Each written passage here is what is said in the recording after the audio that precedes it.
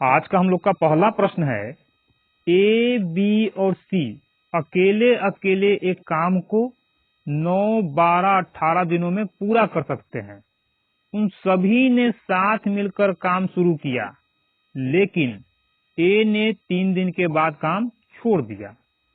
कुल काम कितने दिनों में पूरा हुआ ये निकालना है, यानी काम को खत्म करने में टोटल कितना टाइम लगा ये हम लोग को निकालना है। तो काम कर कौन कौन रहा है?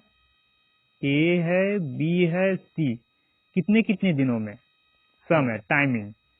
ए अकेले 9 दिन में कर सकता है, बी अकेले 12 दिन में कर सकता है और सी अकेले 18 दिन में उस काम को कर सकता है।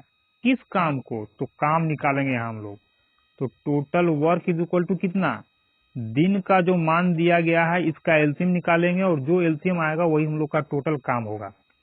तो 9, 12, 18 का एलसीएम आएगा 36, यानी कह सकते हैं हम लोग कि टोटल काम कितना था? 36 यूनिट काम करना है। लेकिन काम करने के लिए अपना अपना कुछ न कुछ क्षमता होता है, तो हम लोग ए, बी, सी का क्षमता यानी एफिशिएंसी ज्ञात करेंगे। एफिशिएंसी कहाँ से आएगा? तो दिन के मान से काम में यहाँ हम लोग भाग देंगे, जो भागफल आएगा वही हम लोग का क्षमता होगा।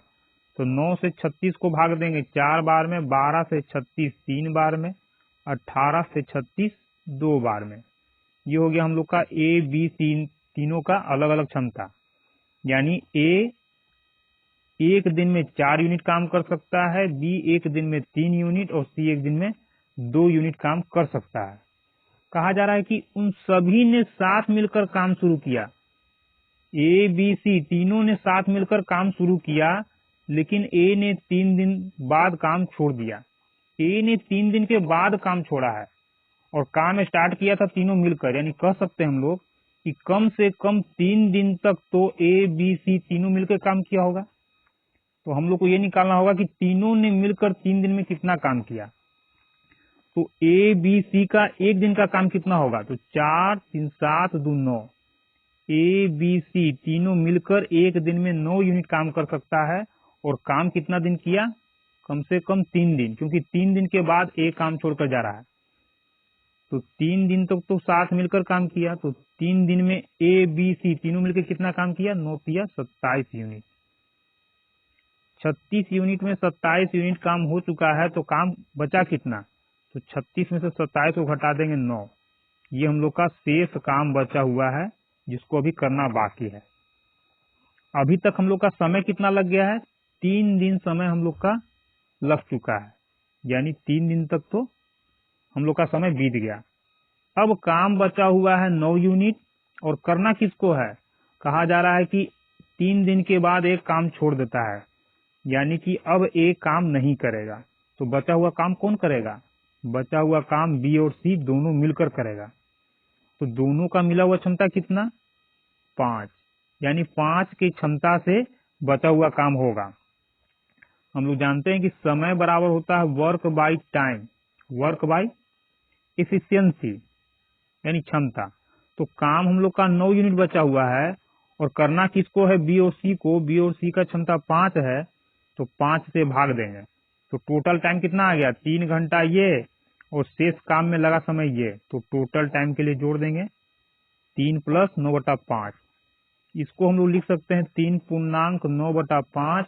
पूर्णांक तोड़ेंगे तो आएगा 24/5। यानी कि काम को खत्म करने में टोटल कितना समय लगेगा? ऑप्शन नंबर ए 24/5 दिन का समय लग जाएगा। हम लोग का अगला प्रश्न है,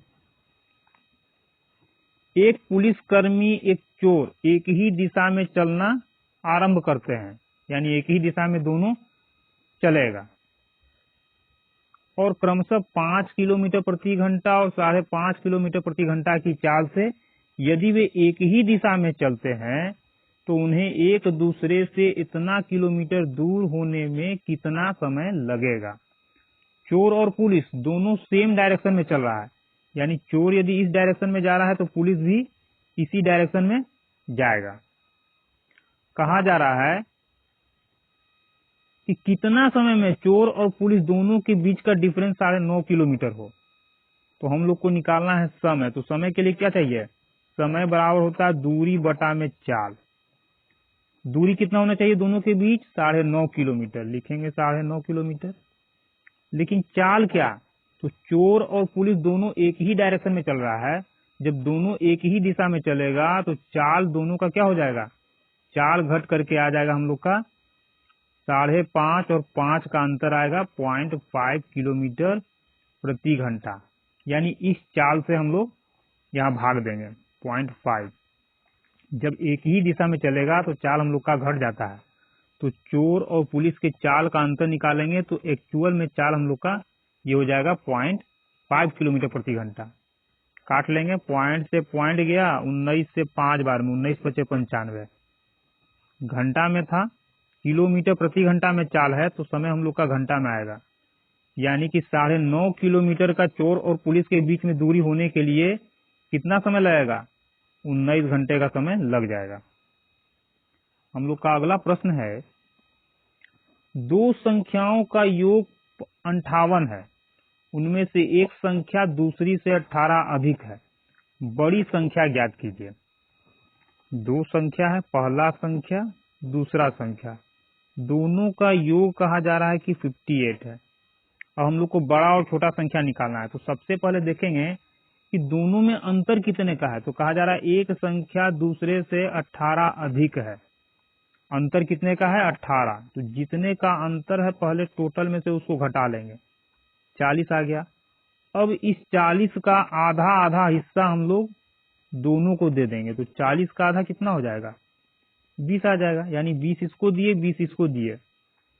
कहा जा रहा है एक संख्या दूसरी से 18 अधिक है, यानी पहला वाला संख्या बड़ा है। तो कितना बड़ा है? 18 अधिक है। इसमें 18 जोड़ देंगे, इसमें कुछ नहीं तो 0। ये हो जाएगा हम लोग का 38, ये हो गया हम लोग का, प्लस करेंगे 20। यानी बड़ा संख्या ये हो गया, छोटा संख्या ये। पूछ रहा है बड़ी संख्या, तो हम लोग का आंसर होगा ऑप्शन नंबर 4, 38। अगर इसी में कहता छोटी संख्या तो हम लोग को हो जाता 20। हम लोग का अगला प्रश्न है, दो व्यक्तियों की वर्तमान आयु 46 वर्ष और 60 वर्ष है। के वर्ष बाद उनकी आयु का अनुपात 4:5 है, तो के का मान क्या है? कहने का मतलब क्या है? दो व्यक्ति का अभी का उम्र 46 साल और 60 साल है। कितना वर्ष बाद, के वर्ष यानी कितना वर्ष के बाद उन दोनों की आयु यानी उम्र का अनुपात 4:5 हो जाएगा। दो व्यक्ति है, दोनों का वर्तमान उम्र कितना है? 46 और 60। कहा जा रहा है कि इसमें कितना जोड़ दें, कितने वर्ष बाद, यानी कितना जोड़ दें कि जोड़ने के बाद जो आएगा उस उम्र का अनुपात निकालने पर 4:5 के अनुपात में उम्र होना चाहिए। यानी के का मान क्या होगा? उसके लिए क्या करेंगे? कुछ नहीं करना है, इन दोनों का अंतर निकालेंगे। कितना आएगा? 6 4 10, 4 1 5 1 6, 46 और 60 का अंतर 14। अब इन दोनों का अंतर निकालेंगे, अंतर 1। दोनों का अंतर हम लोग सेम करेंगे। तो ये तो हम लोग का 14 है ही, 1 को 14 बनाएगा। और 1 को 14 बनाने के लिए कितना से गुना करना पड़ेगा? 14 से। 14 से गुना करते ही इस अनुपात को हम लोग खत्म करेंगे। यानी कि 1 में जब 14 से गुना किए तो इस 5 में भी हम लोग को 14 से गुना करना पड़ेगा और 4 में भी 14 से गुना करना पड़ जाएगा। तो कितना हो जाएगा? ये हो जाएगा 14 5 70, ये हो जाएगा 14 चौक 56। अब इन दोनों का अंतर निकालेंगे। तो ये 60, ये 70, अंतर कितना? 10। यानी के का मान कितना हो गया? 10 वर्ष। इन दोनों में कितना कितना जोड़ा गया था? 10 वर्ष बाद दोनों का उम्र का अनुपात 4:5 हो जाएगा। हम लोग का अगला प्रश्न है, इन सभी को गुना करने पर गुणनफल कितना आएगा? तो इसका हम लोग का एक फॉर्मूला होता है, a + b × a² + b² - ab को यदि गुना किया जाता है तो आता है aq + bq। इसी में यदि a माइनस ये b हो जाए तो ये होता है a² + b², ये हो जाएगा प्लस ab बराबर हो जाएगा aq - bq। यानी यहाँ हम लोग का माइनस रहेगा तो ये ए बी प्लस में हो जाएगा, यहाँ यदि ये प्लस होगा तो ये हम लोग का माइनस में होता है, लेकिन फाइनल रिजल्ट हम लोग का उसी में आता है जिस रूप में ये होता है। यानी उस हिसाब से यदि इसको और इसको हम लोग गुना करेंगे तो मान आ जाएगा हम लोग कितना, A plus B A square plus B square minus A B, A square plus B square minus A B, क्या हो गया A cube plus B cube, यानी ये हो जाएगा हम लोग का A cube plus B cube. इसको तो हम लोग गुना कर लिए, काम इसका खत्म। अब यदि इसको और इसको गुना करेंगे तो क्या होता है हम लोग का ए माइनस बी इंटू इतना ए क्यू माइनस बी क्यू, यानी इसको और इसको गुना करेंगे तो आ जाएगा हम लोग का A Q minus B Q. अब यहाँ हम लोग देख रहे हैं कि ये दोनों, ये और ये दोनों सेम है, यानी पावर तो सब सेम है, यहाँ ए है यहाँ बी है, यहाँ ए है यहाँ बी है, अंतर क्या है, ये प्लस में है ये माइनस में है। जब दोनों को हम लोग गुना करेंगे तो आएगा तो ए माइनस बी के ही रूप में, लेकिन पावर दोगुना हो जाएगा, 3 के जगह कितना हो जाएगा 3 दूना 6, 3 दूना 6, तो ऑप्शन नंबर 2 हम लोग का आंसर हो जाएगा।